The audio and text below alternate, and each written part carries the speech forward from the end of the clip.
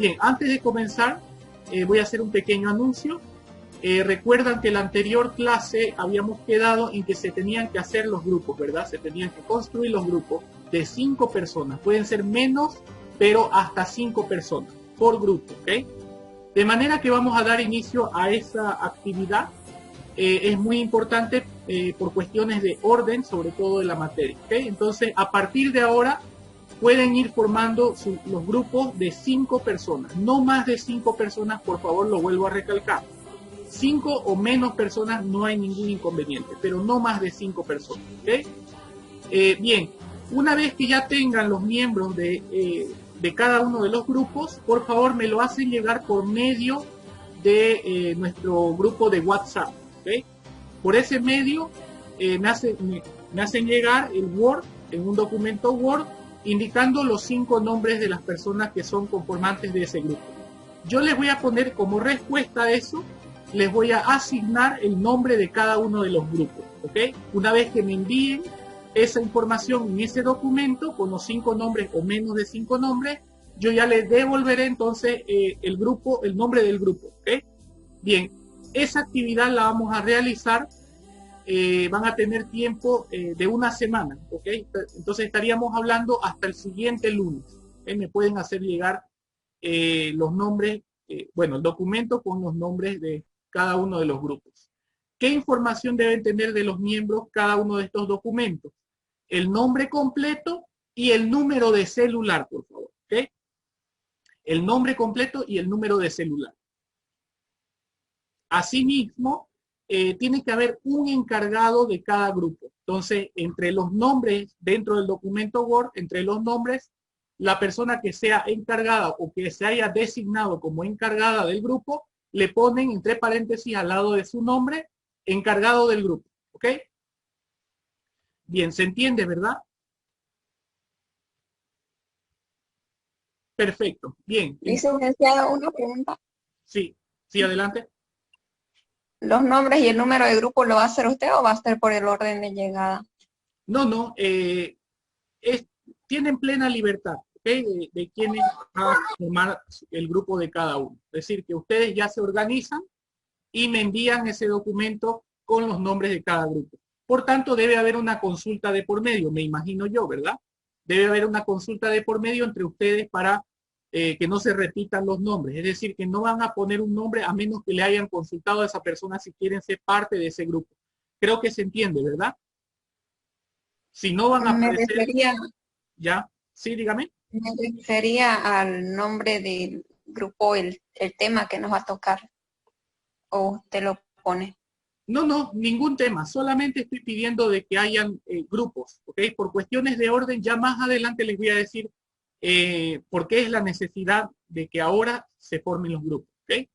Es decir, que ahorita no tienen objetivo los grupos. Simplemente me hacen llegar ese documento con los 5 nombres de los integrantes. Yo en respuesta a eso simplemente les voy a asignar el nombre del grupo, nada más. No un propósito, no un tema, nada. Solamente les voy a asignar el nombre. Es decir, por ejemplo, me hacen llegar un documento y yo les respondo, ustedes son el grupo A. Después me llega otro documento, ustedes son el grupo B. Y así sucesivamente. ¿Se entiende, verdad? Sí, licencia, se entiende. Perfecto, bien. Eso entonces tienen hasta el día, perdón, les dije una semana, por tanto sería hasta el día jueves, ¿ok? Me retracto de que sea el día lunes.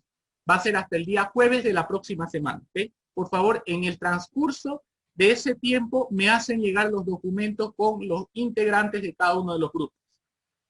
Bien, habiendo dicho eso, entonces vamos a comenzar con la clase número 2. Esta clase, un momento por favor, estoy admitiendo todavía personas. Bien, a partir de ahora ya no voy a admitir a más nadie. Bien, estamos entonces en la clase número 2. Esta clase está dedicada a resolver las cuestiones preliminares acerca del estudio de la personalidad. Es lo que habíamos visto de acuerdo al cronograma y de acuerdo a la selección de contenidos, ¿verdad? Bien, estas cuestiones preliminares, el propósito que tiene esta unidad en sí mismo, es decir, de atender estas cuestiones preliminares, no es otra que limpiar el terreno, ¿ok? de aquellas concepciones que aparentemente tienen relación con nuestro objeto de estudio, que es la personalidad. ¿Okay? Entonces, por eso es que la unidad que corresponde a estas cuestiones es la unidad 0, porque en sí mismo no vamos a avanzar las cuestiones más importantes respecto a la personalidad, ni vamos a ver alguna perspectiva en particular. Lo que vamos a tratar es simplemente limpiar un poco el terreno, ¿okay? Porque la personalidad, ustedes saben que es un constructo psicológico que está cargado de contenido. Por tanto, lo que me interesa aquí es un poquito, vamos a decir, diferenciar y delimitar de lo que representa realmente este concepto, de otras cuestiones que están como que en la periferia de este concepto. ¿Okay? Bien, vamos para ello a arrancar con los mitos acerca de la personalidad. A ver, existen al menos dentro de la cotidianidad 4 mitos. ¿Okay? Cuando digo mitos, o cuando me refiero a un mito, estoy diciendo esas creencias que son irracionales o falsas, que de alguna manera entorpecen el entendimiento de nuestro objeto de estudio. ¿Okay? Entonces, un mito es una creencia falsa que trasciende, ¿verdad? Que va de generación en generación. En este caso, como no es un constructo social, sería de generación de psicólogos en generación de psicólogos, ¿verdad? Bien, uno de estos mitos es la ausencia de la personalidad. ¿Okay? ¿Alguien ha escuchado acerca de este mito o sabe a qué se refiere este mito?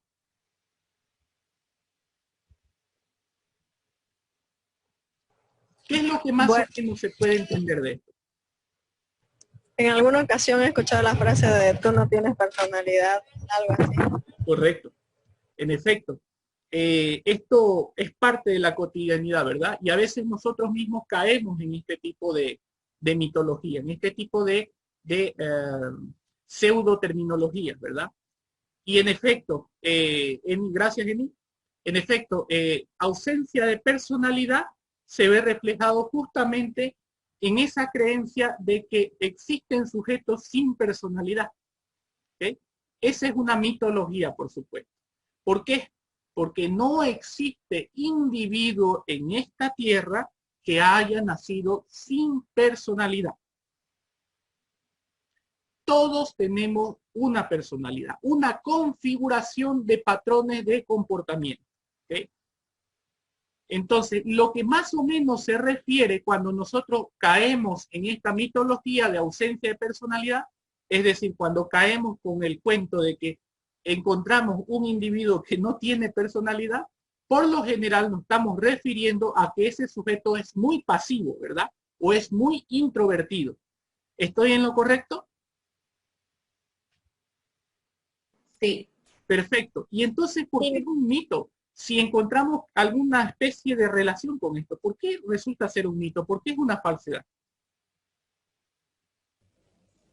Porque aunque sea introvertido, es una personalidad.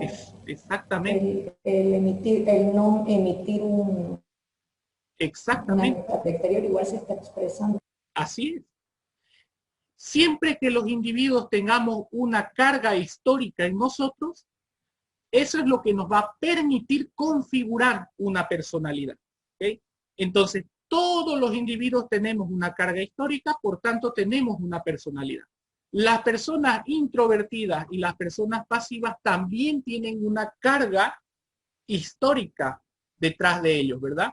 Entonces, eso representa una configuración de personalidad también. Entonces, caemos en un mito al decir que hay un individuo despersonalizado. Incluso desde ese punto de vista también lo he escuchado, de que hay personas o sujetos que están despersonalizados. La despersonalización es un término psiquiátrico. La despersonalización no indica de que hay sujetos que no tienen personalidad. Indican de que para la conciencia de ese sujeto, esa personalidad es inadmisible. Es como que no fuese parte de él, por eso es que se siente despersonalizado, porque esa configuración no parte de él.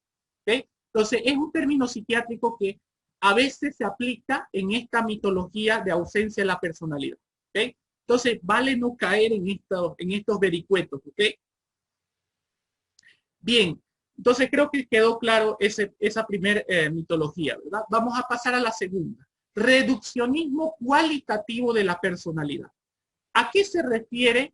¿Alguien me podría decir a qué se refiere cuando hablamos de reduccionismo cualitativo de la personalidad?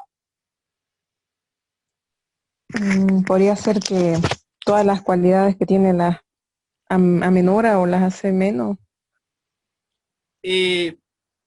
Tibio. Está bien. A ver. Sí, sí, adelante. Adelante. ¿Sería generalizar a las personas? Correcto, correcto. Generalizar. No existe nada más ocioso en la psicología que resumir una amplia gama de características de un individuo en una sola. Comúnmente en la cotidianidad nos pasa. En la cotidianidad decimos, ese individuo es fantástico. Ese individuo tiene una personalidad increíble o una personalidad terrible también, ¿verdad? Cuando incurrimos en este tipo de falsedades, lógicamente estamos incurriendo en una mitología. ¿Okay?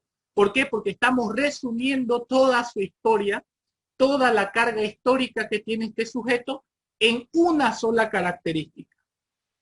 Entonces, es una mitología porque no corresponde, no existe una persona que tenga una sola característica. Y también es incorrecto desde el punto de vista de la deducción. Lo que se está deduciendo en realidad es incorrecto.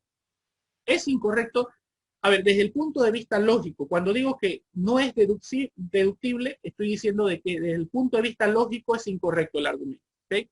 ¿Por qué? Yo, Lice, Adelante. en el caso de que, por ejemplo, esté mal como usted nos explique que hagamos ese tipo de reduccionismo, ¿qué podemos decir en ese caso, digamos, ¿no? ¿Qué sería lo correcto que digamos al respecto? Bien, si nosotros, gracias por la pregunta, María José, si nosotros incurrimos en esta mitología, tiene una apariencia de verdad, ¿correcto? Pero el problema es que le estamos reduciendo carga histórica al sujeto. Estamos tratando de analizar un solo aspecto de todo el comportamiento que tiene. Entonces, ¿qué quiero decir con esto? De que cuando incurrimos en esta mitología, caemos en un argumento ilógico que no nos permite analizar desde el punto de vista holístico la personalidad de cada sujeto. Es porque lógicamente, por ejemplo, vamos a salir un poco de lo abstracto, vamos a meter esto en lo concreto, ¿ok? ¿Qué es lo que pasa cuando nosotros conocemos a una persona? Las personas cuando se conocen por primera vez demuestran su mejor cara. Por lo general ocurre así. Entonces, si nosotros nos quedamos con lo que hemos visto el primer día que hemos conocido a una persona, estaríamos incurriendo en esta mitología. En resumir toda la gama de características de su personalidad a la única que hemos podido ver.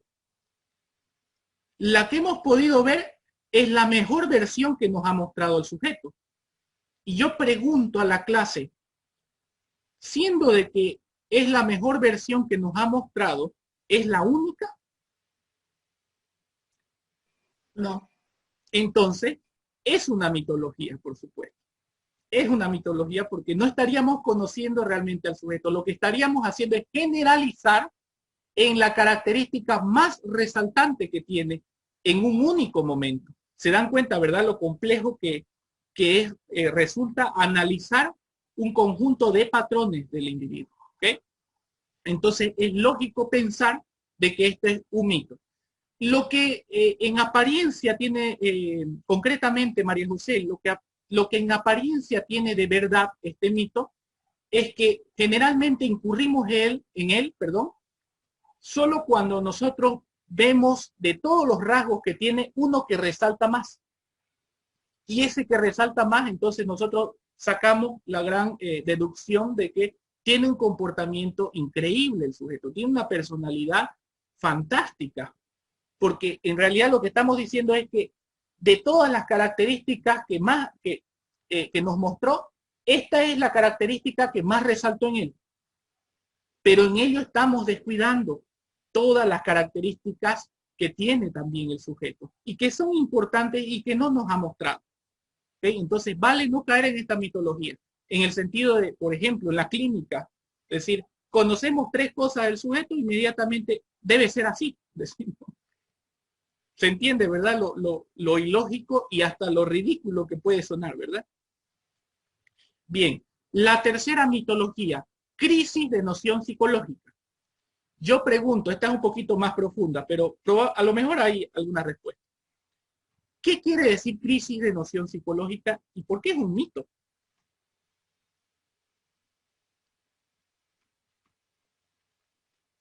¿Los psicólogos estamos en crisis?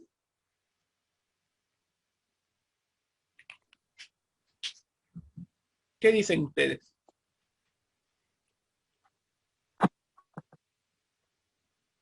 Crisis de noción psicológica, en realidad esto es un mito, no es que estemos en crisis o que estamos quedando sin trabajo. No tengo ninguna intención de creer en eso. ¿Okay? A ver, crisis de noción psicológica refiere a esa mitología que parte de los psicólogos, en reducir el estudio de la psicología al estudio de la personalidad. Muchos de los psicólogos indican de que la psicología debería hacer el estudio de la personalidad porque la personalidad abarca todo el comportamiento humano. Pregunto de manera retórica a la clase, ¿es correcto? Retórico porque yo ya sé la respuesta y lo estoy diciendo con el afán de que me respondan lo que quisiera escuchar. ¿Es correcto reducir la psicología al estudio de la personalidad?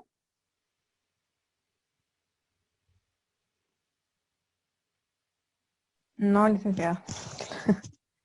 Obviamente el individuo tiene más que solamente la personalidad, ¿no? Aparte. Por supuesto, por supuesto.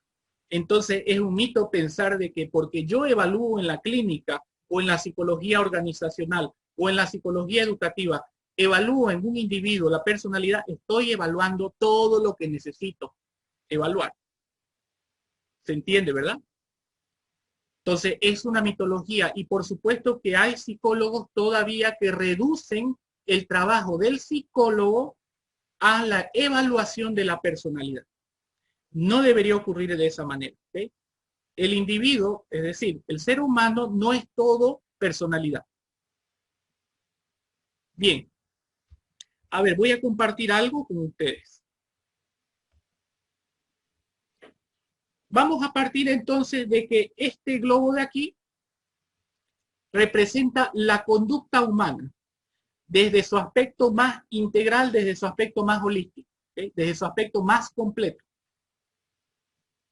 La personalidad resulta ser esta pequeña mancha roja que tenemos nosotros dentro de nuestro comportamiento humano. ¿Qué otros aspectos podrían haber, aparte de la personalidad, dentro de la conducta humana? La inteligencia. Ok, la inteligencia. Los pensamientos. Nosotros pensamos, ¿verdad? Si yo les doy una ecuación matemática y les digo resuélvanlo, ¿ustedes lo van a resolver con lo extrovertidos que son? Pregunta retórica. ¿Lo van a resolver con lo introvertidos que son? No, lo van a resolver con otro aspecto de su comportamiento, que es con el pensamiento y con la inteligencia. Dentro del pensamiento estamos hablando también de la inteligencia, de esas capacidades o cualificaciones de los procesos mentales propiamente. ¿Okay? Bien, ¿qué más? ¿Qué otro aspecto más tiene nuestra conducta humana? Sentimientos. Ya, voluntad, sexualidad, Nosotros, cuando nos gusta a alguien, ¿nos gusta porque somos extrovertidos? Hasta la pregunta no tiene nada que ver, ¿verdad? Suena ridículo también. Cuando nos gusta a alguien, ¿nos gusta por lo que nosotros somos introvertidos? No. Nos gusta por otro aspecto, por el aspecto de nuestra sexualidad, nuestros procesos individuales, nuestros roles y nuestro género, ¿verdad? Entonces no responde a la configuración de patrones de la personalidad. ¿Qué otro aspecto más? En cuestión de la voluntad, ¿nosotros vamos a tomar agua porque somos extrovertidos? ¿Nosotros vamos a tomar agua porque somos introvertidos? No. Entonces quiere decir que es otro tipo de impulso, ¿verdad? El que nos moviliza a ir a tomar agua. Eso lo vamos a ver, sí, porque tiene alguna relación con la personalidad, tampoco es que tiene relación porque la conducta humana trabaja desde sus aspectos en relación, no de manera aislada. Pero el punto aquí es que quiero demostrarles que la personalidad como personalidad no nos responde a todas las motivaciones que tiene la conducta humana. ¿Cuáles otros más? ¿Qué otros aspectos hay? ¿Perdón? ¿Qué otros aspectos más? Carácter, actitud. El carácter es parte de la personalidad. Entonces sí nos responde. ¿Podría ser la biología? Los instintos, correcto. A ver, estamos pasando clases de Zoom. Y entra un tigre ahorita a su habitación. ¿Qué hacen? Me voy corriendo. Se van corriendo, ¿verdad? O, si tiene, o a lo mejor si tienen a alguien al lado, lo ponen a él primero, ¿verdad? Y mientras salen corriendo. Probablemente así sea. Yo pregunto, si entra el tigre, ¿nosotros corremos porque somos extrovertidos? No. ¿Nosotros corremos porque somos neuróticos? No. La respuesta es no. Corremos porque se activan instintos de supervivencia, instintos de preservación. Y en los instintos de preservación no juega ningún papel la personalidad. Último de los aspectos de la conducta humana. ¿Cuál podría ser?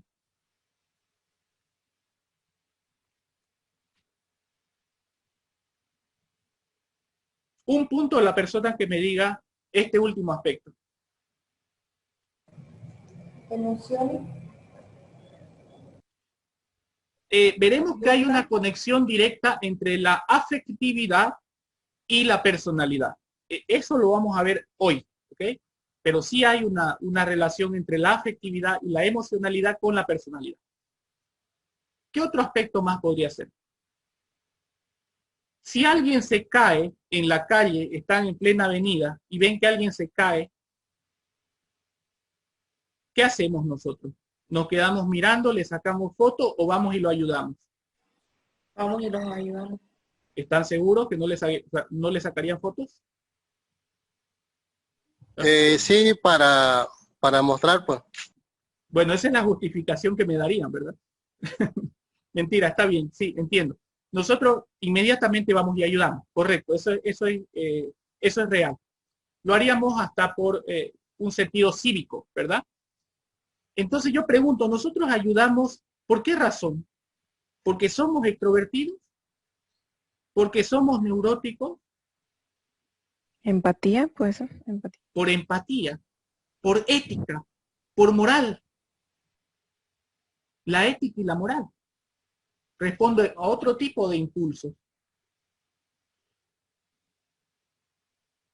Si nosotros tenemos que hablar con alguien y nos da vergüenza, ¿a qué aspecto responde eso? A nuestra personalidad, por supuesto. Fíjense, estoy coloreando todas las situaciones que podríamos tener. Si yo pido a alguien, estuviéramos en clases presenciales, yo le pediría a alguien, salga a exponer el siguiente tema a usted. y ustedes se pondrían nerviosos. ¿Cuál sería el aspecto que está motivando ahí de la conducta humana a que se ponga nerviosa la persona?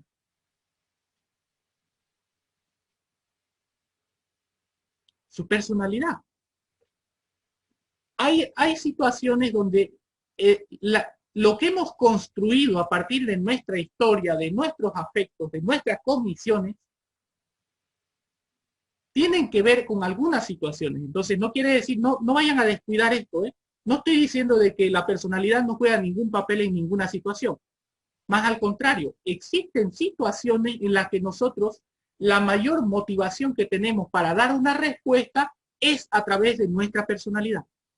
No es por nuestros instintos, no es por nuestra voluntad propiamente, no es por nuestra sexualidad, no es por nuestros pensamientos, sino que es una respuesta espontánea y automática para dar solución a esa problemática o a esa situación que tenemos.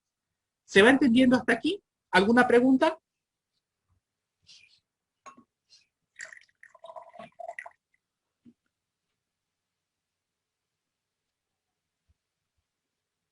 ¿Ninguna pregunta? Perfecto, bien. Vamos entonces con la última mitología, que sería el reduccionismo evolutivo. Esto está en relación con lo que acabamos de ver con los instintos. ¿Okay? Bien. Yo entiendo de que nosotros pasamos muchas materias que tienen que ver con el aspecto evolutivo de la conducta y también con el aspecto biológico de la conducta. Entonces, eso a veces nos permite tener actitudes a favor de que todo en la conducta tiene una motivación biológica. Y descuidamos la parte abstracta que tiene, la parte psíquica de nuestro comportamiento.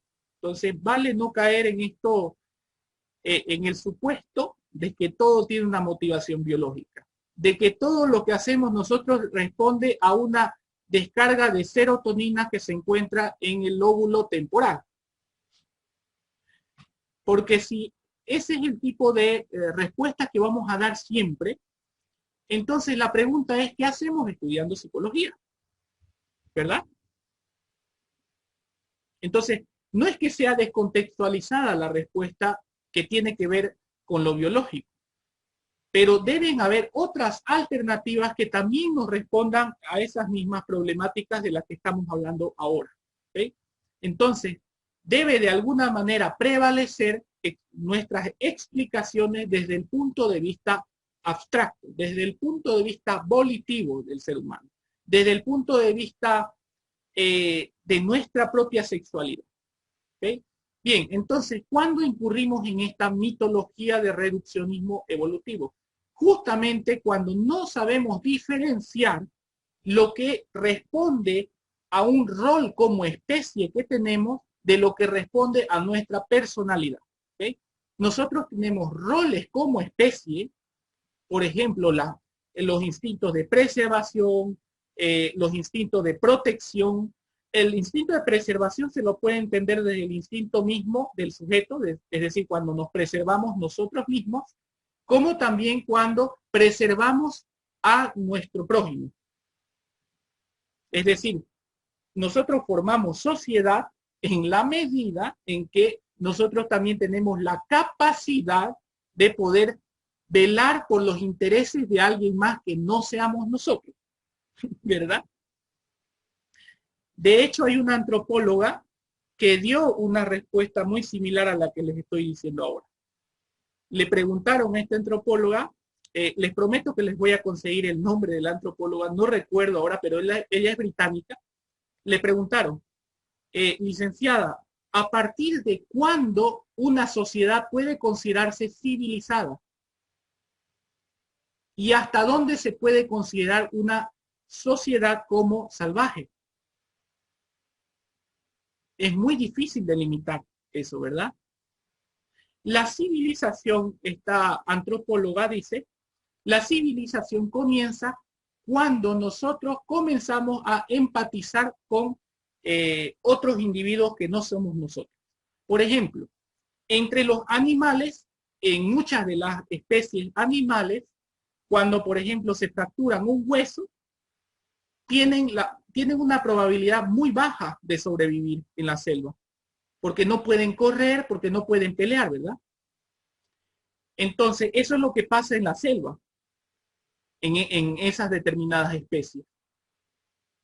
Entonces, a ver, traslademos eso que sabemos desde el punto de vista natural a nuestra sociedad humana.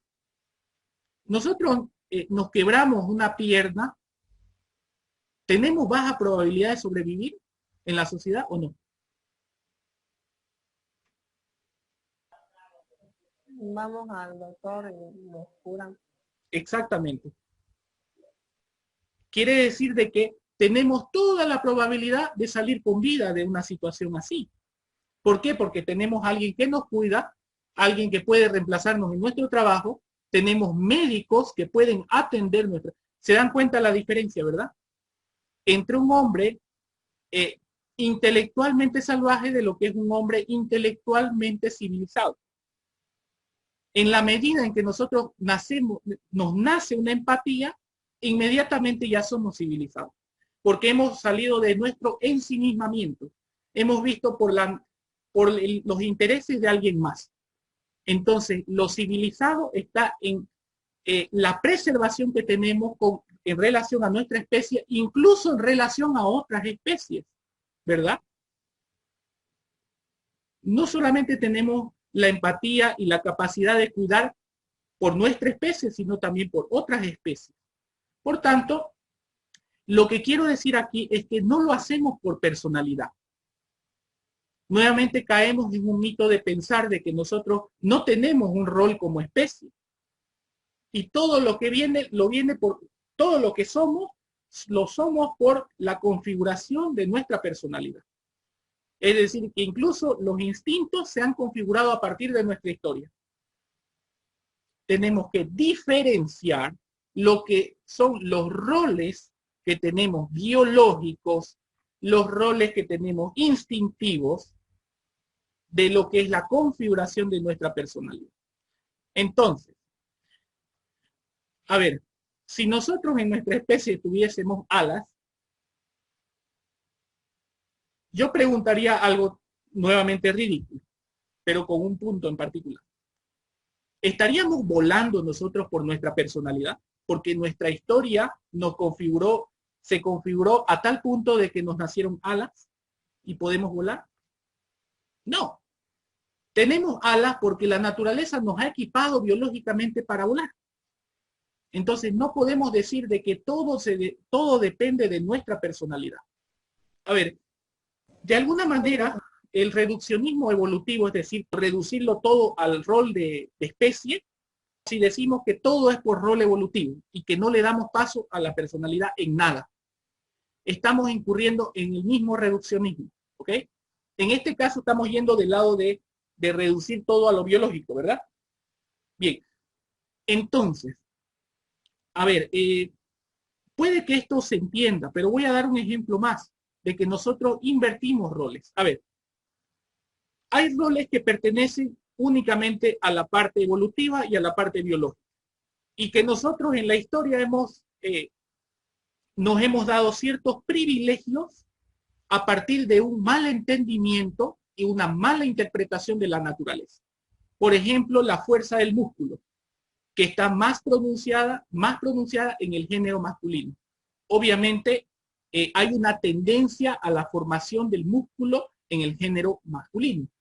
Sin embargo, eso se ha mal interpretado por parte de la naturaleza. Es decir, nosotros hemos mal interpretado a la naturaleza, creyendo que por la fuerza del músculo nosotros podemos dominar. Es una interpretación absolutamente miope y es producto de la misma mitología. ¿Cómo podemos interpretar a la naturaleza en cuestión de por qué al género masculino hay mayor probabilidad de darle más fuerza del músculo?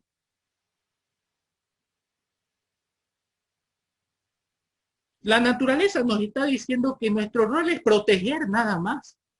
¿Se dan cuenta cómo tendríamos que interpretar esto? Es decir, nosotros formamos familias.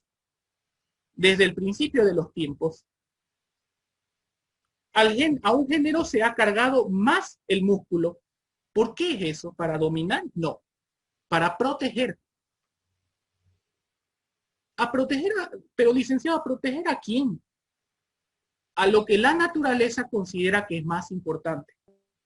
Cuando estaba evolucionando para proteger a su cría, a su casa. ¿Eso? Exactamente, dar su vida por ello. Estamos hablando desde el principio de los tiempos, ¿verdad? Lógicamente ahora hay derechos, hay política, hay todo, ¿verdad? Pero estamos hablando desde el principio de los tiempos. La fuerza del músculo permite proteger, no permite dominar. Es una mala interpretación de la naturaleza. Es una mala interpretación de un género respecto a lo que quiere y no quiere la naturaleza.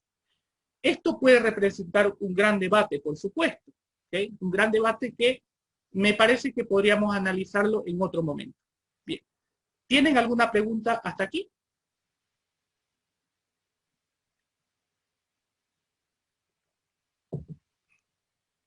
Yo, Licen, ¿será que puede dar un ejemplo más sobre el reduccionismo evolutivo, por favor?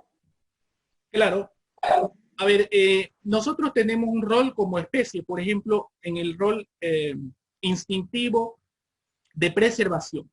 Entonces, eso no lo hacemos por personalidad. Es decir, cuando digo que no lo hacemos por personalidad, no importa la historia biográfica que tengamos, la carga biográfica ni las emociones que hayamos desarrollado más o menos. Ese instinto de preservación lo vamos a tener, independientemente a la carga histórica, independientemente a que nosotros hayamos formado una gran extroversión o una gran introversión. Si fuese así, entonces yo pregunto a la clase, cuando entra un tigre, nosotros, no importa si somos extrovertidos o extrovertidos o introvertidos, ¿todos saldríamos corriendo o no? Sí. Entonces es lógico que eso está respondiendo a un instinto, a algo ganado durante, durante la evolución como especie. No depende de lo que hayamos configurado en nuestra historia personal, por supuesto. El filósofo Hegel nos decía, si nosotros lo vemos la historia del ser humano en términos generales, no tiene ningún sentido. No tiene sentido. Ganamos una batalla y al otro día la están perdiendo y otra vez después vuelven a ganarla. No hay ningún sentido en la historia, lamentablemente. Sin embargo, Karl Popper dice que la historia, en términos generales, hegelianos, no tiene sentido. Pero la historia personal de cada quien sí tiene sentido y sí tiene propósito. Se dan cuenta, ¿verdad?, cómo estamos analizando la misma historia, pero desde el punto de vista individual y desde el punto de vista social. Lo mismo tratemos de analizar aquí desde el punto de vista de la personalidad, de lo que hemos ganado en la evolución como especie. ¿Se va entendiendo, María José? Sí, ahora ya entendí, Licen, gracias. Perfecto, bien. ¿Alguna otra pregunta?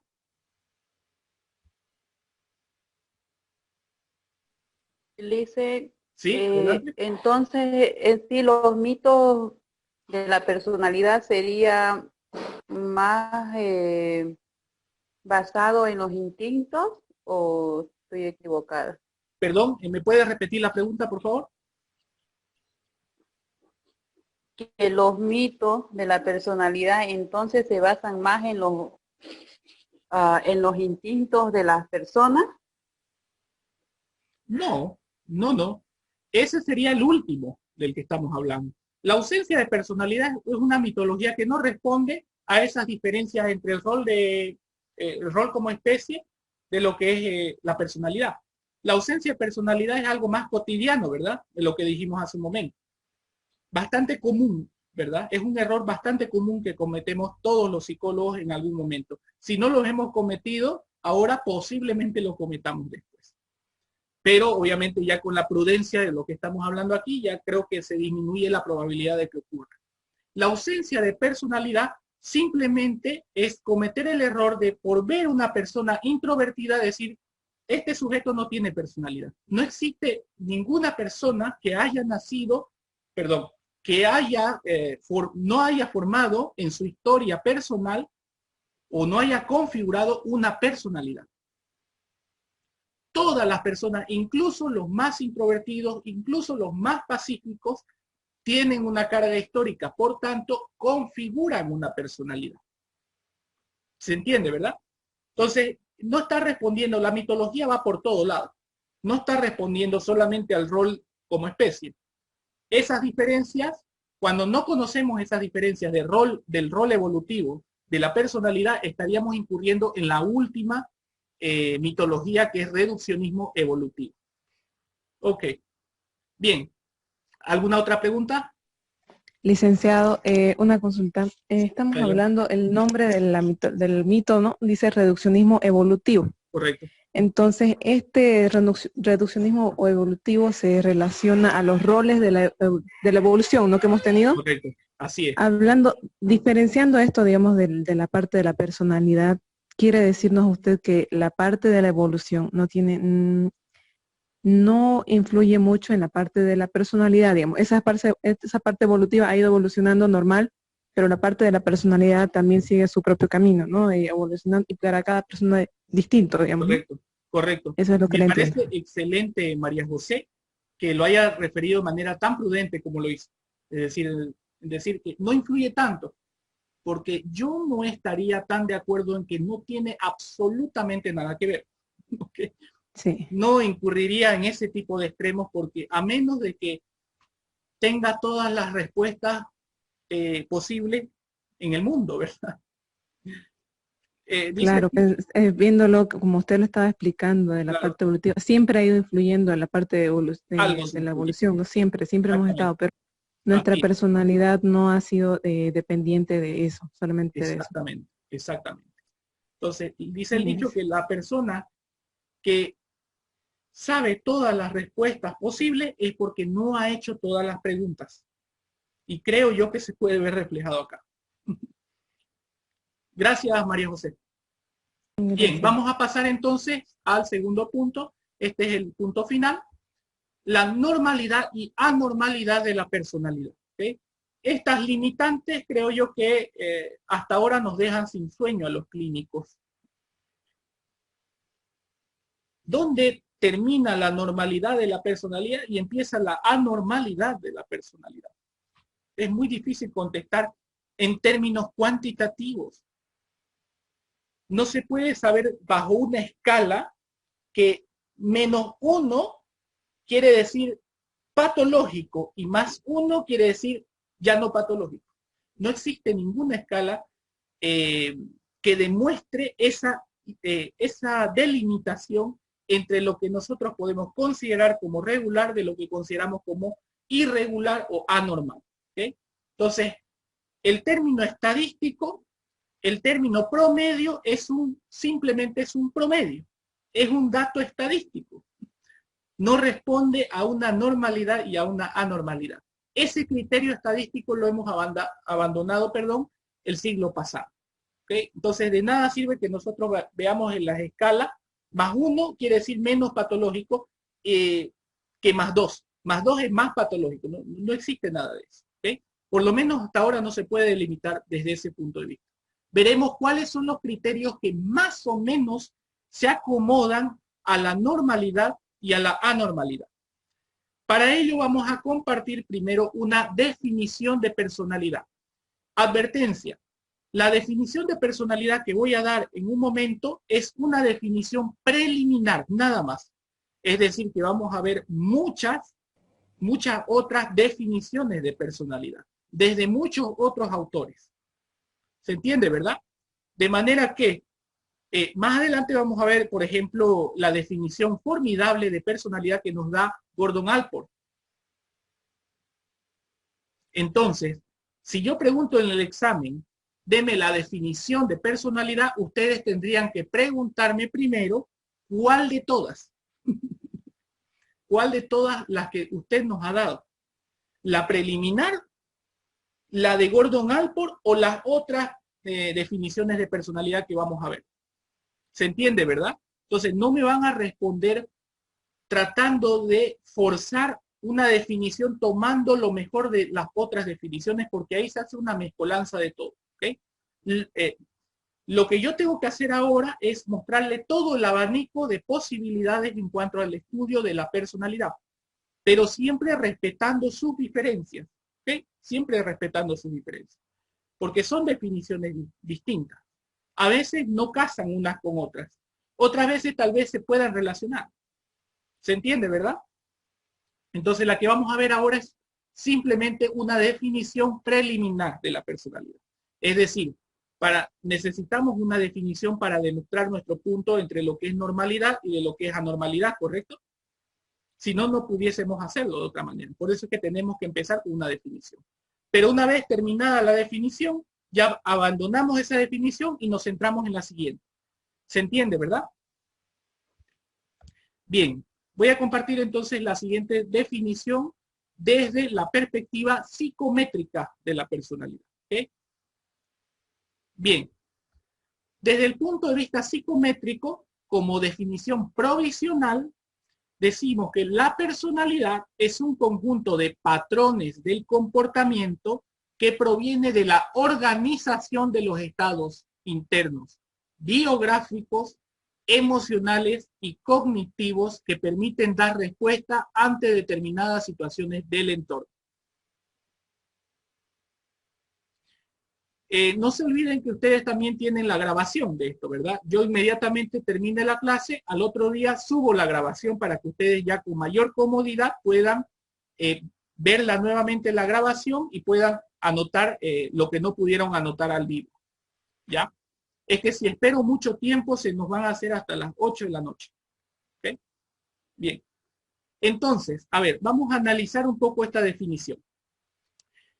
Decimos, la personalidad es un conjunto de patrones del comportamiento. Cuando vamos a analizar cualquier objeto de estudio, quiere decir que vamos a descomponer los elementos que componen esa definición. Por tanto, el primer elemento aquí que llama la atención es patrones de comportamiento. Vamos a analizar a qué se refieren estos patrones de comportamiento, que son las expresiones que nosotros podemos ver, que nosotros los psicólogos podemos analizar, que nosotros los psicólogos podemos evaluar. Son patrones de comportamiento. ¿Okay? Entre ellos tenemos 3 patrones de comportamiento. Los rasgos temperamentales, los rasgos caracterológicos y los rasgos preferenciales. ¿Okay? Esos son los patrones visibles desde el punto de vista psicométrico. Eso es lo que nosotros podemos evaluar y podemos analizar, porque es una expresión comportamental. Por eso es que son patrones de comportamiento. ¿Okay? Bien, técnicamente un patrón de comportamiento se denomina rasgo de la personalidad. Técnicamente. Es decir, si ustedes en la evaluación me dicen, licenciado, cuando hablen de patrones de comportamiento, terminan diciéndome rasgo, yo no me voy a enojar. Porque es la parte técnica de un patrón de comportamiento. Si alguien me habla de rasgos de personalidad, pero en realidad me habla de patrón, me dice patrones de comportamiento, no me voy a enojar. No es que sean sinónimos, sino de que desde el punto de vista técnico, cualquier patrón de comportamiento puede representar un rasgo de personalidad. ¿Se entiende, verdad?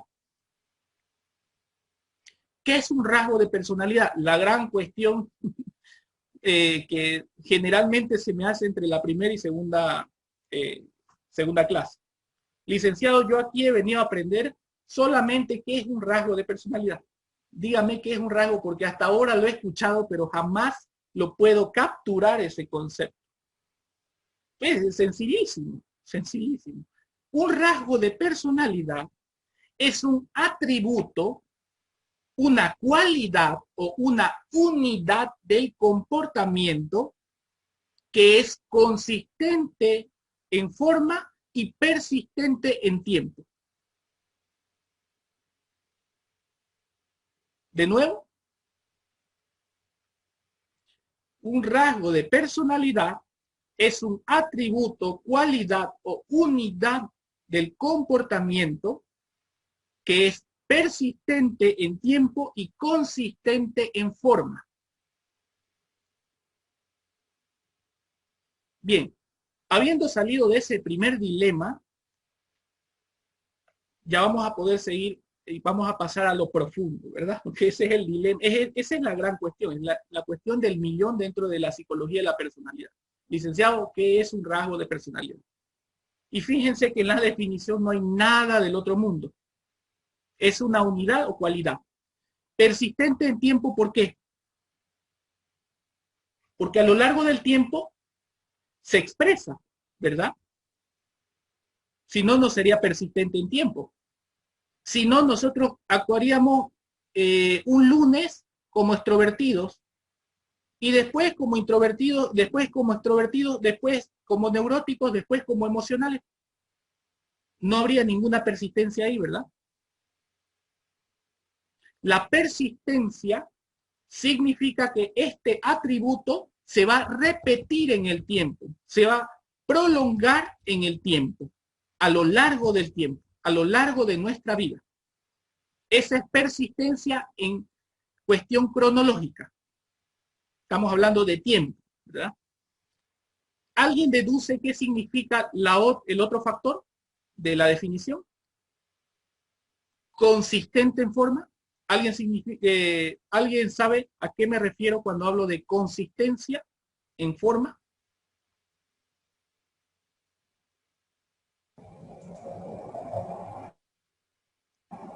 Que va a manifestarse de una manera similar cada vez que se presente, que no va a haber una gran variación entre un momento y otro, porque como va a ser cronológico, entonces en cada momento va a ser similar. Similar, exactamente, la misma forma, es decir, cualitativamente igual.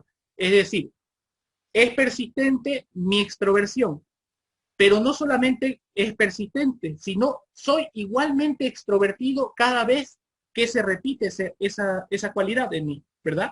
Eso es consistencia. No es otro tipo de extroversión, es la que comúnmente emito en la perseverancia del tiempo. Se dan cuenta entre una cosa es consistencia y otra cosa es persistencia, ¿verdad? Persistencia a lo largo del tiempo, desde su aspecto cronológico. La consistencia es que cualitativamente igual cada vez que se presenta. Veámoslo como una onda, ¿verdad? La onda tiene una longitud, ¿correcto? Eso sería la persistencia de la personalidad. Se repite 5 veces por segundo. Esa es la longitud. Pero es la única forma de medir, pregunto yo, una onda. No. La onda es una cadena sinusoidal, ¿verdad?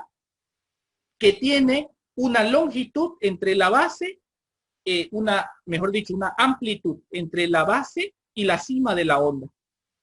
Esa es su consistencia de la onda. Cada vez que se repite de la misma manera, con la misma consistencia. ¿Se entiende hasta ahí?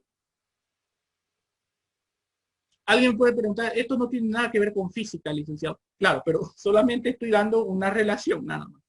Para que ustedes vean a qué me refiero con consistencia y a qué me refiero con persistencia en el tiempo. ¿Se entiende, verdad? Bien. Ok, entonces volvamos de nuevo a los rasgos. Tenemos 3 formas de rasgos diferentes desde este punto de vista. No lo olviden. Estamos hablando desde la parte psicométrica. Otras definiciones no tendrán nada que ver con esto probablemente.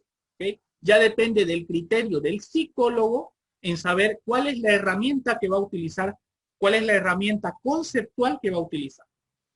Bien, los rasgos temperamentales. ¿A qué se refieren los rasgos temperamentales?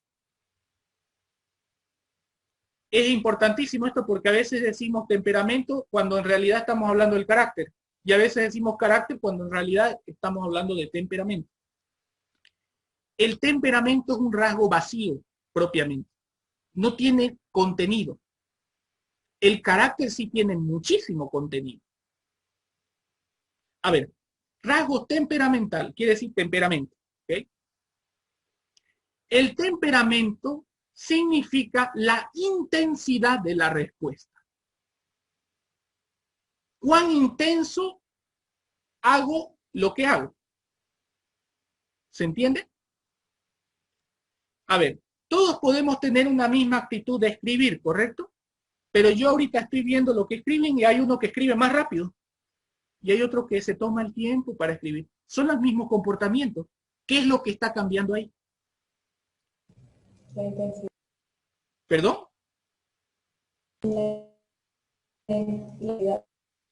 La intensidad de la respuesta. Eso es lo que está cambiando. Está cambiando porque nosotros tenemos un temperamento diferente. Porque las cosas las podemos hacer de manera más intensa que otros.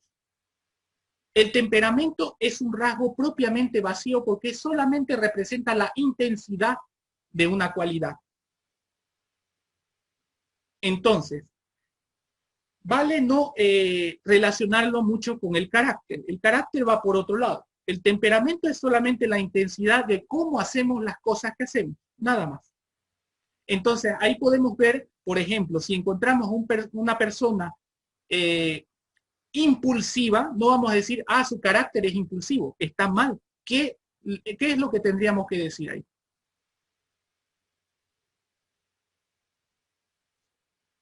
¿Cuál es el rasgo que realmente representa esa impulsividad? El temperamento, Es el temperamento. Correcto, es el temperamento. Su temperamento lo hace ser impulsivo al individuo. ¿Qué es ser impulsivo? Pasar del 0 al 100 en cuestión de nada. Nosotros no somos impulsivos. Alguien me puede preguntar, licenciado, pero yo en una discusión me enojo también. ¿Soy impulsivo por temperamento? No. Nosotros podemos enojarnos, por supuesto, pero nos enojamos gradualmente, ¿verdad? En una discusión nadie pasa del 0 al 100 en un santiamén. Pasamos gradualmente una discusión que no es muy grata para nosotros, estoy hablando, ¿no? Pasamos gradualmente hasta que nos terminamos enojando, perfecto, pero eso no es patológico. Bien, entonces, en el caso de ser impulsivo, la impulsividad es pasar de 0 a 100 en cuestión emocional, por ejemplo.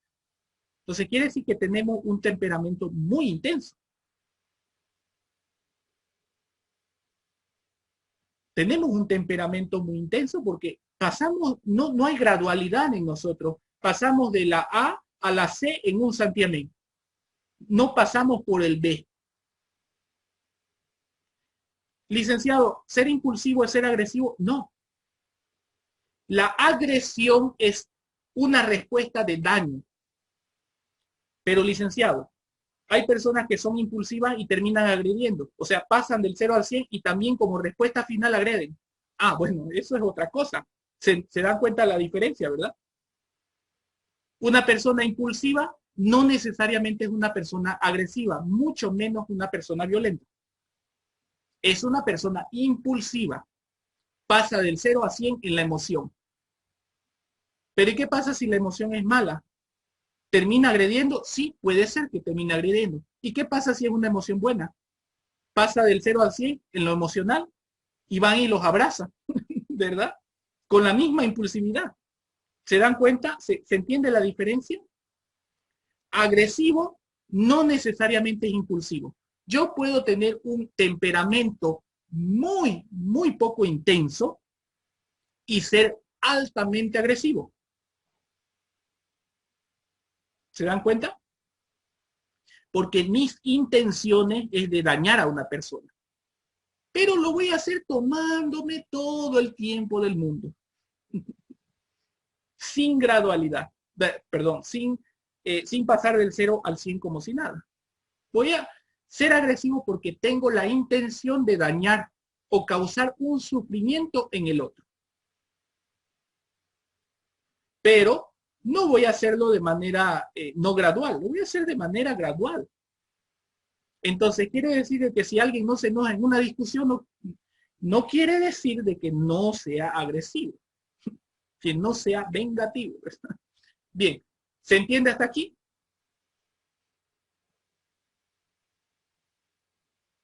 Bien, entonces el temperamento es un rasgo vacío. Sí, ¿Eni? Perfecto, bien. Entonces, el temperamento es un rasgo vacío, solamente responde a la intensidad de una respuesta. ¿Ok? Bien. Rasgos caracterológicos, lo que nosotros denominamos carácter. El carácter es una cualidad que tiene una carga histórica. ¿Ok?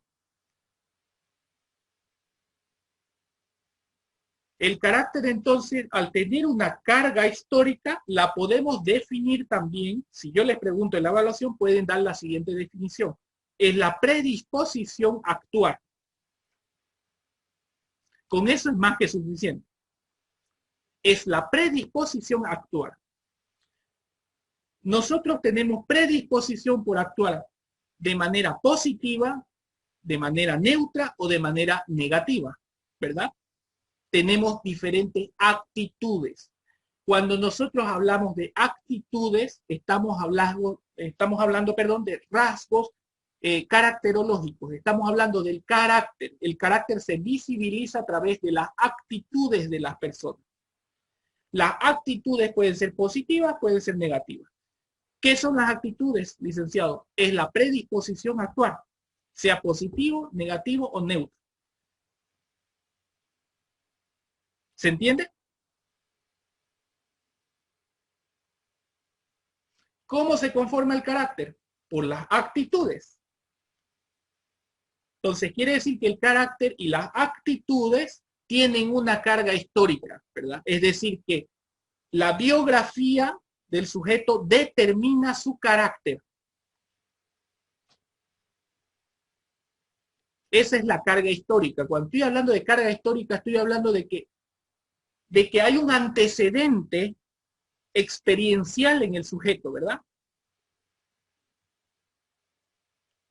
A ver, vamos a tratar de relacionarlo con lo cotidiano. Todos conocemos una persona cargada de actitudes negativas, ¿verdad? Siempre hay alguien que nosotros decimos, bueno, ese sujeto o esa persona es una resentida. Resentido o resentida. Tiene unas actitudes muy negativas para con ella y para con los demás. Entonces, si revisamos la historia de ese sujeto, porque estamos hablando del carácter ahí, ¿verdad? Si revisamos la historia de ese sujeto, probablemente encontremos ciertos antecedentes asociados a esas actitudes en el hoy.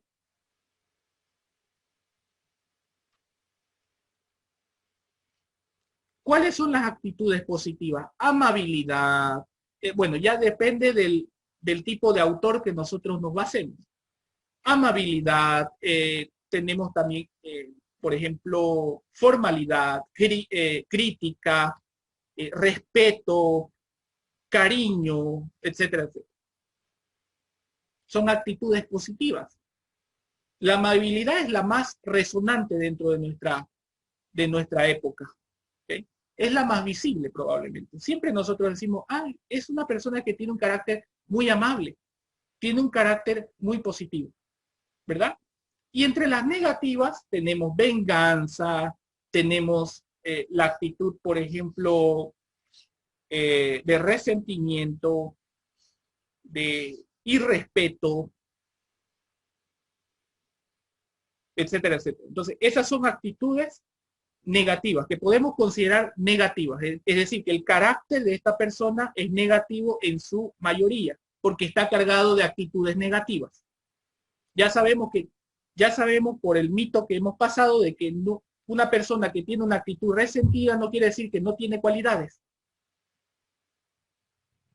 Cuidado, cuidado con estar pensando y olvidándonos rápidamente de lo que vimos. Lo que vimos es lo más importante. No lo olvidemos tan rápido. No estemos diciendo, esa persona es una resentida porque la única cualidad que le conozco es esa. No es esa. ¿Ok? Bien. Somos personas que tenemos actitudes positivas y actitudes negativas. Solamente que en algunos no se nota tanto. Nada más.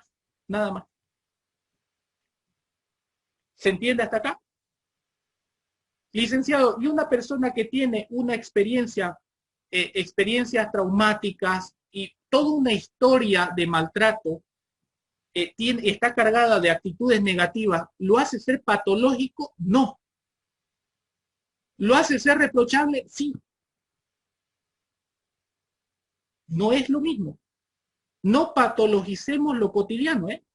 Una persona que demuestra resentimiento no necesariamente es patológica. Solamente podemos reprochar esa actitud, nada más.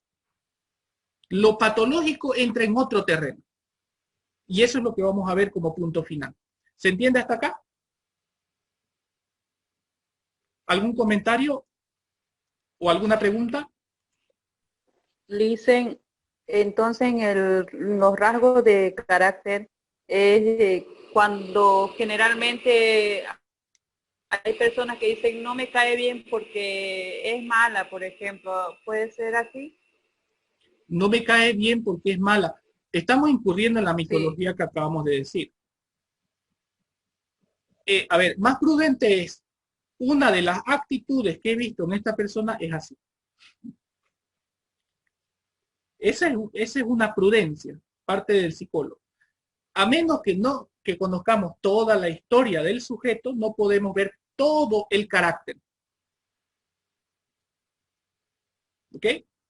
Bien, entonces no es que sea mala la persona. Además, malo creo que depende de la interpretación de cada uno. Es un término muy subjetivo, ¿verdad? ¿Cuándo una persona es mala? Bueno, cuando me hace algo. Claro, pero yo ayer le hice también. Entonces no es mala, es justa. Porque me está devolviendo lo que yo le hice ayer. Entonces siempre hablamos desde nuestra subjetividad. Pero malo creo que no es el término adecuado. Sin embargo, creo que sí se entiende lo que quiero decir, ¿verdad? Es decir, lo prudente aquí sería entonces decir que uno de los aspectos de su carácter no me gusta.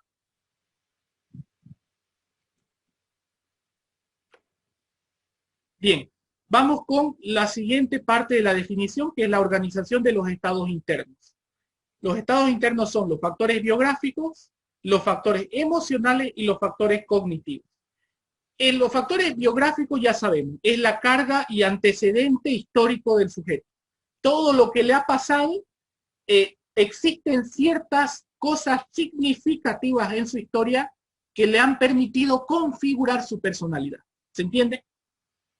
Es decir, licenciado, pero a nosotros nos ha pasado artinísimas cosas en nuestra historia. Todo eso, toda esa mezcolanza de cosas pasa a ser después nuestra personalidad. No, no pasa a ser nuestra personalidad toda esa mezcolanza de cosas. Son las cosas que desde el punto de vista subjetivo nos han resultado significativas por la repitencia de esa experiencia y en los casos más extremos por los más extremos de los dos lados, por la felicidad que nos ha proporcionado esa única experiencia o por lo traumático que nos ha resultado esa experiencia. Cosas significativas de nuestra historia. Eso es lo que va a configurar después nuestra personalidad. Lo que para nosotros fue significativo. Entonces quiere decir, licenciado, que yo no soy introvertido porque tomé un café a los 5 años cuando estaba muy cargado y eso me hizo introvertido. No, no es significativo, es neutral. No puede formarle algo que para usted no es significativo. No puede configurar su personalidad. Usted le está dando mucha responsabilidad a algo tan nimio como eso, algo tan sencillo como eso. ¿Se entiende? Entonces son aspectos significativos. A eso se denominan factores biográficos. Esa organización, fíjense que es interna. Estamos hablando de algo interno de la psique. No estamos hablando de temperamento, porque esa es la expresión, ¿verdad? La expresión de los factores o los estados internos. ¿Se dan cuenta la relación que hay entre esto que estamos analizando? Desde el punto de vista interno estoy hablando de los factores biográficos, emocionales y cognitivos. Y desde la expresión, licenciado, estoy hablando del temperamento, el carácter y las preferencias. Creo que olvidé las preferencias, ¿verdad? Las preferencias son factores fáciles. Las preferencias son factores que aparecen en situaciones de decisión. Nada más. Es decir, que hay situaciones donde nos dan alternativas. ¿Aparecen en qué dicen? En situaciones de decisión. ¿Cuáles son esas situaciones de decisión, licenciado? Bueno, las situaciones de decisión son aquellas que nos proporcionan varias alternativas, ¿verdad? Por ejemplo, si yo les digo, ¿quieren un café o un helado? No van a consultar a su temperamento, ¿verdad? No me van a arrojar el helado en mi cara. Eso sería el temperamento. No van a consultar a su historia personal tanto, ¿verdad? No me van a mostrar una actitud positiva o negativa, una actitud neutral. Pero sí es una situación de decisión porque yo les he dicho, o querés esto o querés esto. Entonces van a apelar a sus rasgos preferenciales. Licenciado, yo quiero un helado. Licenciado, yo quiero un café. Esto lo lo van a tratar en la clase número 4 y 5, ¿ok? Porque esto tiene relación con el masoquismo. Esto tiene relación con el masoquismo, con las situaciones que permiten decidir ciertas cosas. No les voy a adelantar más con eso, ¿ok? Pero le van a hallar relación cuando lo escuchen la clase 4 o la clase 5, una de las dos. ¿Ok? Bien, entonces ahora vamos a seguir donde nos quedamos. Los factores emocionales son lógicamente, a ver, cuando yo hablo de factores biográficos, estoy hablando de que esa significación biográfica se va a convertir en una huella emocional, ¿verdad? Esa huella emocional que nosotros sentimos en el hoy provienen de esa significancia del ayer. ¿Se entiende? Bien. Y los factores cognitivos son aquellas razones o aquellos juicios que nosotros tenemos que provienen también de ese peso biográfico, esos factores biográficos. Existen determinados pensamientos que tenemos o conceptos que manejamos sobre nosotros mismos, sobre los demás. Esas concepciones están muy emparentadas con esa significancia biográfica. ¿Se entiende? A ver, vamos a casar un poco estos tres factores. Para ello voy a compartir lo siguiente. Este globo de acá vamos a decir que es el factor biográfico. Este globo, el factor cognitivo, y este globo es el factor emocional. El factor biográfico. Yo a los 8 años de edad sufría de maltrato verbal reiteradamente. ¿Eso va a dejar huella emocional o no? Sí. ¿Va a dejar? Sí. Sí, con mucha probabilidad va a dejar, ¿verdad? No vamos a manejarnos en términos absolutos, de que sí o sí va a generar algo. No, no, no, no. No es así. Hay probabilidad de que ocurra, ¿ok? No podemos manejar en un terreno tan delicado como es la psicología, no se puede hablar de verdades absolutas, de probabilidad o de acercamiento a la verdad, ¿ok? Bien, en este caso entonces el factor cognitivo permitiría que yo extraiga un razonamiento de esa situación, ¿correcto? Es decir, que yo tengo un mal concepto de los conflictos verbales. Es decir, no me gustan los conflictos verbales porque tengo un concepto completamente negativo respecto a eso. Y el factor emocional sería cada vez que hay un conflicto emocional, me empieza a venir el estrés. ¿Se dan cuenta de la asociación que hay entre esto? Y esta asociación entre el factor biográfico de lo que me ha ocurrido con lo que he razonado de eso que me ha ocurrido y con la huella emocional que ha dejado, que cada vez que vea eso simbólico que representa un conflicto, me voy a echar a correr porque no me gusta. O no voy a hablar nada o me voy a estresar. Eso es lo que va a configurar los patrones de comportamiento. Esas asociaciones son la naturaleza interna de nuestra personalidad y el patrón de comportamiento es lo que expresamos a partir de esa relación interna. ¿Se entiende? Perfecto. Esto véanlo varias veces si pueden, ¿ok? Creo que estoy avanzando un poco rápido, porque no hay mucho tiempo, pero ya tienen la grabación en YouTube para que puedan verlo las veces que quieran. ¿Okay? Bien. Ok, vamos entonces con la tercera parte de nuestra definición psicométrica, que sería, permite dar respuestas ante determinadas situaciones del entorno.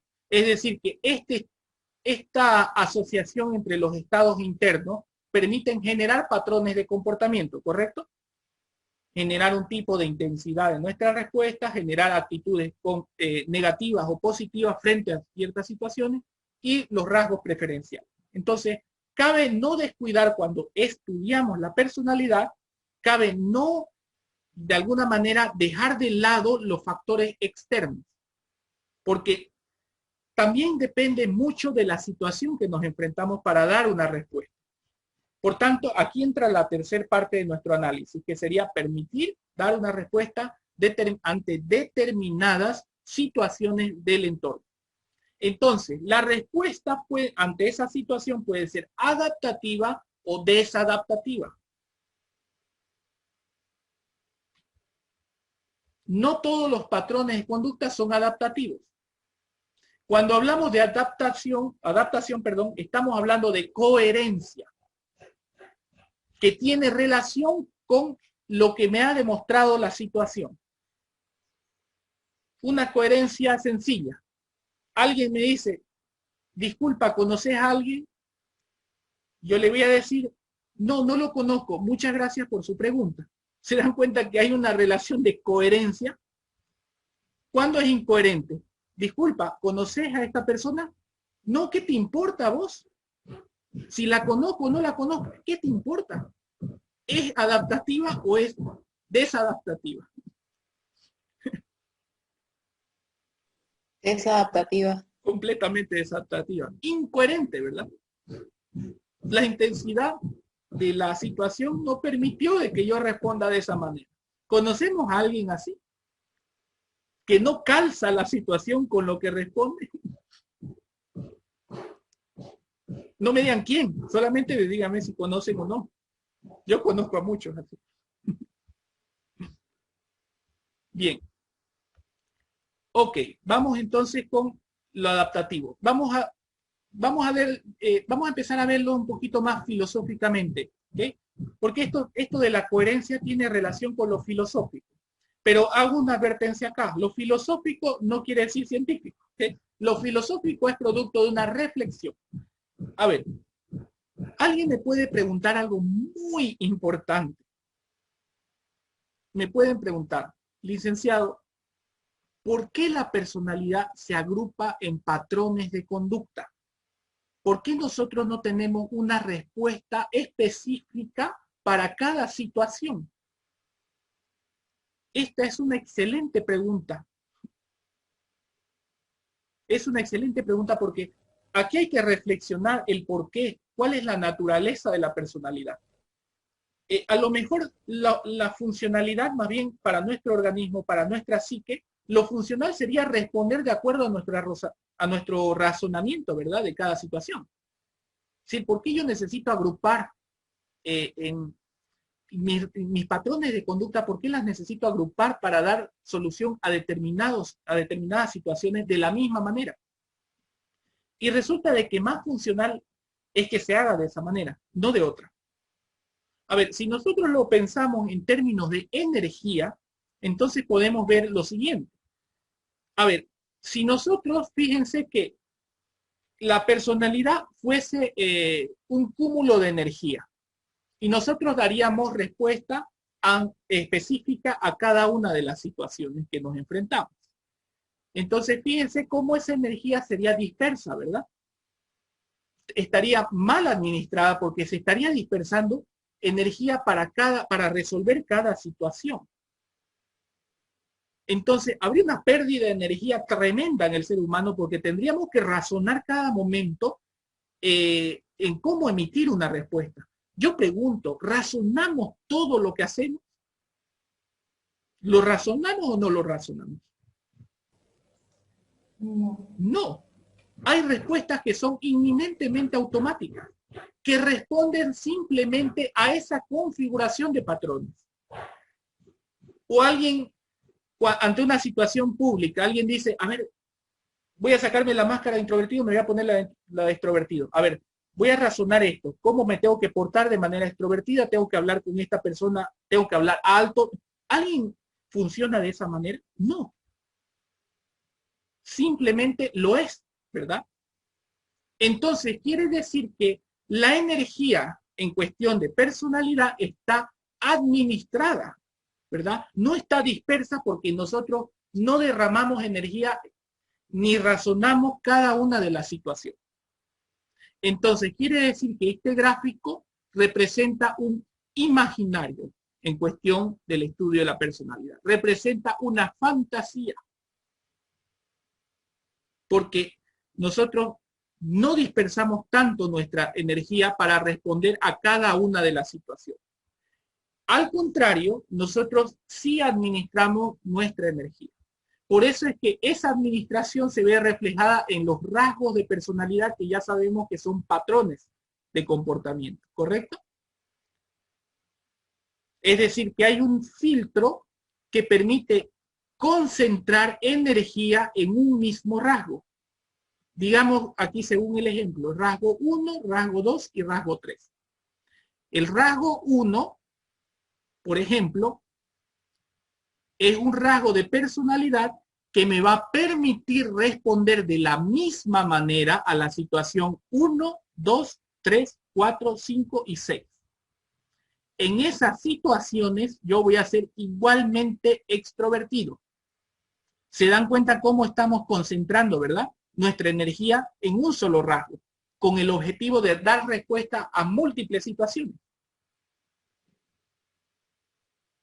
Lo mismo para el rasgo 2.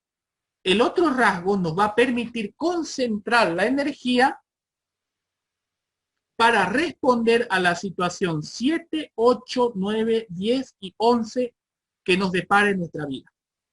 Y el rasgo 3, lo mismo, nos va a permitir responder a situaciones 12, 13, 14, 15 de la misma manera. ¿Se entiende esta lógica? Entonces, la personalidad nos permite administrar esa energía. ¿Cómo la administramos? Concentrando la energía en rasgos que nos permitan responder a un cúmulo limitado de situaciones.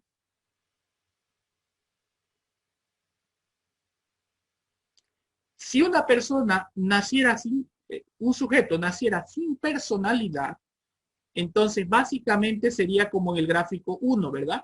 Estaría razonando y desgastando su energía, razonando cada una de las situaciones que les toca en la vida. Sin ir muy lejos, ¿cuántas situaciones nos toca en un día?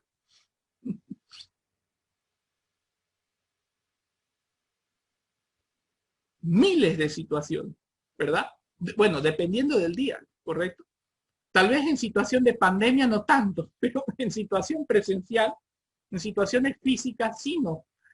Sí tenemos muchas situaciones que tenemos que pasar. Entonces, gracias a nuestra personalidad, nos permite actuar bajo un mismo rasgo en un cúmulo considerable de situaciones. ¿Alguna pregunta hasta aquí?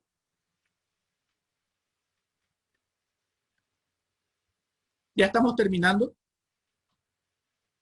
Listen, disculpe, pasa que pasamos cognitiva a las 6:15 y no nos dejan entrar hasta un cierto, o sea, pasan los, Perfecto. o sea, hasta los 5 minutos o 10 minutos. Excelente. Ok, pueden ir abandonando las personas que ya tienen otras clases. Por favor, las personas que todavía tienen tiempo, voy a pasar 10 minutos y no más. ¿Ok? Las personas que no puedan estar al vivo, ya saben que tienen la grabación para terminar de ver lo que falta. ¿Ok?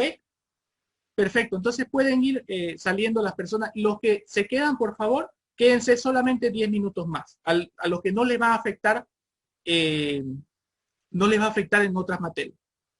¿Perfecto? Ya le hice, muchas gracias. Hasta luego. Hasta luego. Bueno, veo que nadie se mueve acá. Bien, perfecto. Vamos a seguir entonces avanzando y ya de ahí tienen grabación para que ustedes puedan ver.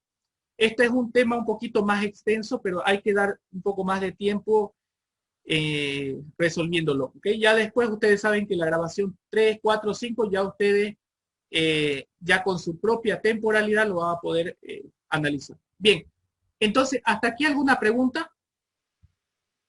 ¿No hay ninguna? ¿Se entendió?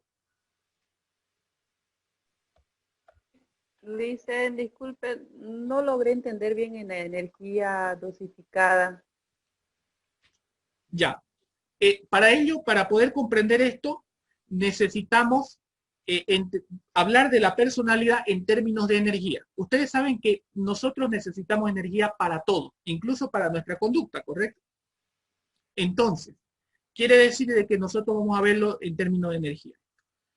Si la energía, si no hubiese personalidad en nosotros, entonces la energía dirigida a nuestra conducta estaría muy dispersa.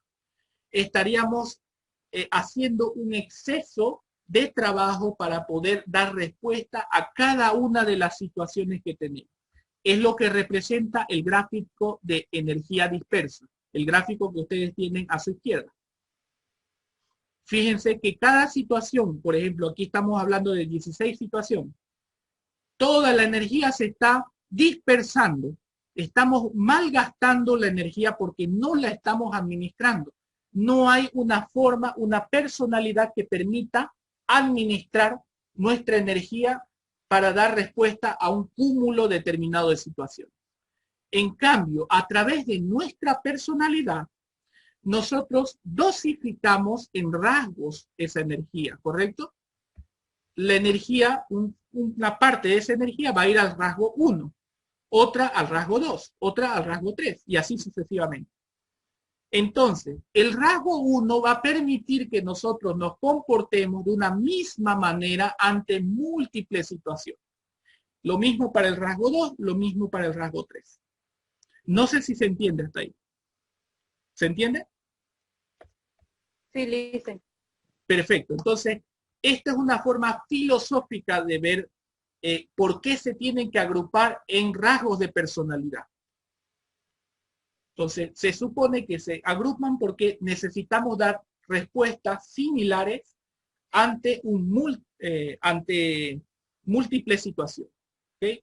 Si no hubiese esta personalidad, entonces no hubiesen rasgos. Por tanto, nuestra energía estaría dispersa para responder todas las situaciones que nos tocan. A ver, desde el punto de vista más coloquial, ¿qué pasaría en la cotidianidad si nosotros no tuviéramos personalidad? Es lo que les comentaba hace un momento. Tengo que sentarme a ver cómo voy a responder ante una situación. Y también ante la otra. Y también ante la otra. Imagínense cómo estaríamos razonando todas nuestras respuestas hasta finalizar nuestro día. Yo creo que 10 horas no serían suficientes para dormir. ¿Verdad? Necesitaríamos, para recuperar toda la energía que hemos perdido, necesitaríamos por lo menos un día entero para poder recuperarnos. Entonces, la personalidad nos va a permitir responder de la misma manera ante muchas situaciones. Por ejemplo, me tocan 5 situaciones. Voy a responder de la misma manera. Extrovertido para la 1, para la 2, para la 3, para la 4, para la 5. Así ahorro energía. ¿Se entiende? Vamos al ámbito un poco más clínico. A ver, en el ámbito más clínico, ¿cuál es el problema que tienen los sujetos con trastorno obsesivo compulsivo? La persona que todo el tiempo tiene que hacer rituales, porque si no la ansiedad lo carcome por adentro. Los problemas principales de alguien que está elaborando rituales todo el tiempo, por ejemplo, el lavado de manos, un tiempo promedio de una persona que tiene un trastorno obsesivo compulsivo por la limpieza, en un promedio se lava las manos 200 veces al día. Su problema principal en este cuadro patológico de las personas es la queja de sueño. Quedan molidos al final del día, porque tienen que realizar los rituales compulsivamente. ¿Se dan cuenta la pérdida de energía que tienen? Llegan a la noche a comer y a dormir, porque hay una pérdida de energía en realizar estos rituales tantas veces al día, porque si no la ansiedad los carcome.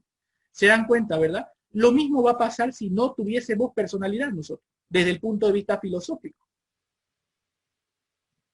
Nosotros tendríamos que razonar todas las respuestas. No tendríamos patrones de comportamiento. Lógicamente no hay patrones automáticos, por tanto tenemos que razonar lo que vamos a responder. Si no respondiéramos cualquier disparate. Creo que se entiende hasta ahí, ¿verdad? ¿Se entiende? ¿Hay alguna pregunta?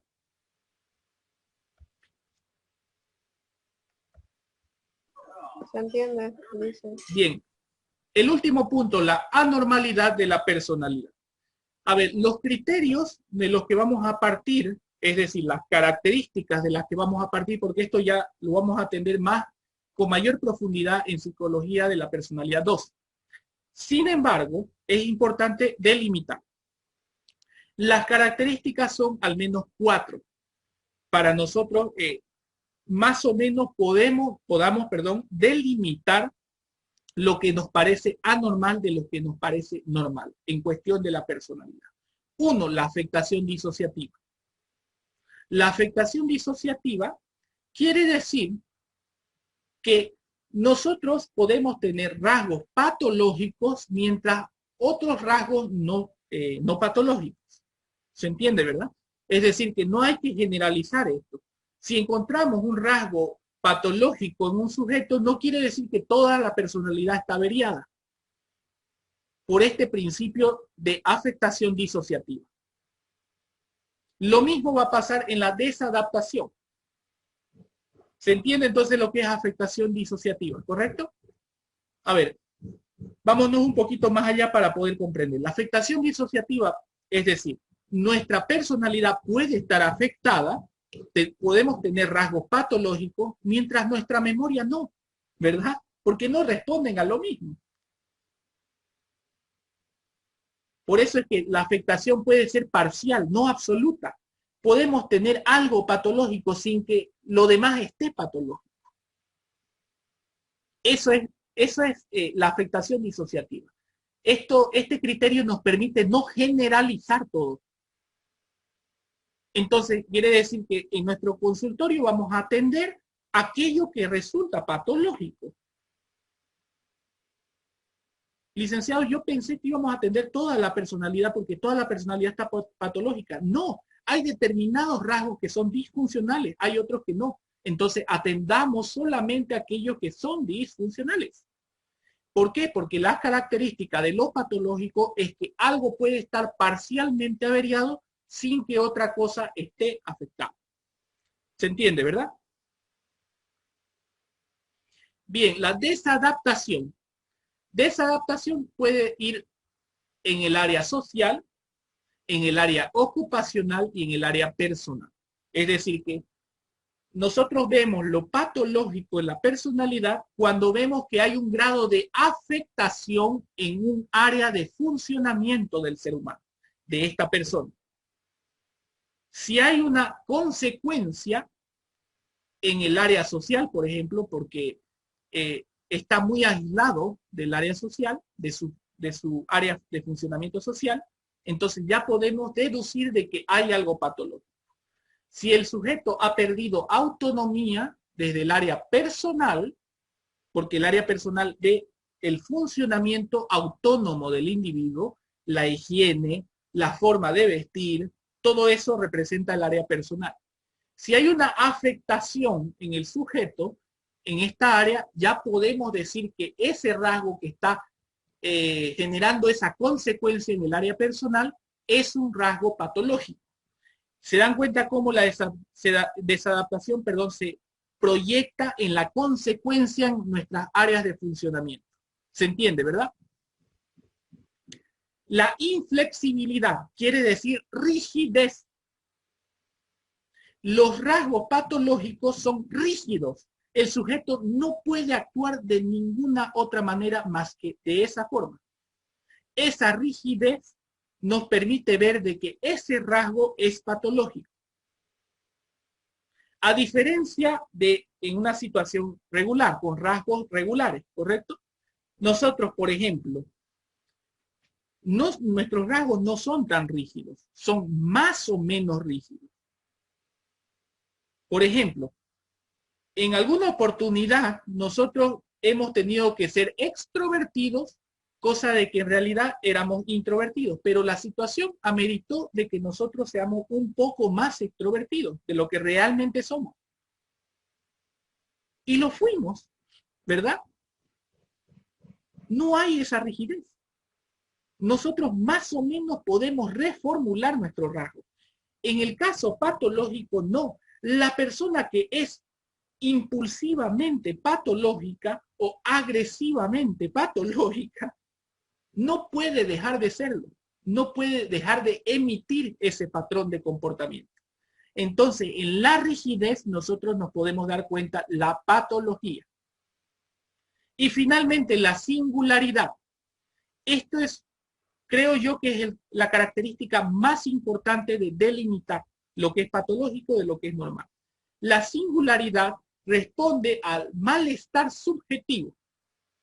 Es decir, que muchas personas que vayan a su consultorio van a ir argumentando de que hay algo en ellos que no les gusta, pero que no pueden cambiar por cuenta propia. Quiere decir que hay un malestar subjetivo. Es decir, que el sujeto, para el sujeto o el sujeto, sufre con ese patrón de conducta. Esa es la singularidad. ¿Se entiende hasta aquí?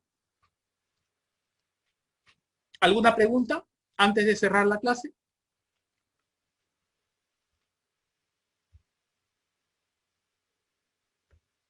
¿Ninguna? Bien, perfecto. Ok, entonces vamos a cerrar con ello la clase número 2. Ya ustedes saben que a partir de ahora, la clase número 3, 4, 5, 6 y 7, antes del primer parcial, ya es en responsabilidad de cada uno verlo. ¿Okay? Entonces, a partir de ahora ya saben que es responsabilidad de cada quien ver las grabaciones en video. En estos días voy a pasar los enlaces para los audios, del audio 1 al audio 7 que corresponden antes del primer parcial. Así ustedes van a disponer también de los audios en el caso de que no quieran o no puedan ver las grabaciones en video. ¿Ok? Con eso entonces creo que no hay ninguna pregunta, ¿correcto? Elisa, ¿nos va a pasar algún libro para que podamos ver más acerca de la personalidad? Por supuesto, todo material bibliográfico que voy a pasar va a ser complementario, pero ustedes tienen que tomar apuntes de cada una de las clases. ¿Ok? Como lo han podido apreciar, nosotros estamos yendo a lo específico en cada una de las clases, resolviendo las dudas de por medio, entonces creo yo que se pueden tener buenos apuntes de esto. ¿Okay? Entonces vayan haciendo apuntes porque el 90% de lo que se pregunta en los parciales sale de las clases que estamos dando. ¿Ok? Ya listo. Bien. Sin embargo, sí les voy a ir pasando material en función del avance que ustedes vayan teniendo de las clases. ¿Okay? Pero sí lo voy a hacer, por supuesto. Eso va a permitir un poquito enriquecer lo que ustedes están pudiendo adquirir dentro del aula. ¿Alguna otra pregunta? Perfecto, bien. Entonces, con eso acabamos la clase número 2. Y le comento también de que ya voy a hacer mención de la auxiliatura, porque hay auxiliatura para esta materia, por supuesto. ¿Okay? La auxiliatura va a estar en cada uno de los trimestres que nosotros le llamamos, ¿verdad? De la clase 1 hasta la clase 7, ahí va a haber un periodo de ayudantía. Todavía no tenemos los horarios y la fecha, pero ya se los voy a ir comentando en tanto ya esté el auxiliar oficialmente de la materia. ¿Ok? Eso por medio del grupo lo voy a hacer. Bueno, que pasen buena tarde entonces y nos vemos para la clase de reforzamiento. Gracias. Perfecto, que estén muy bien. Nos vemos. Hasta luego, Lice. Gracias. Hasta luego, hasta luego.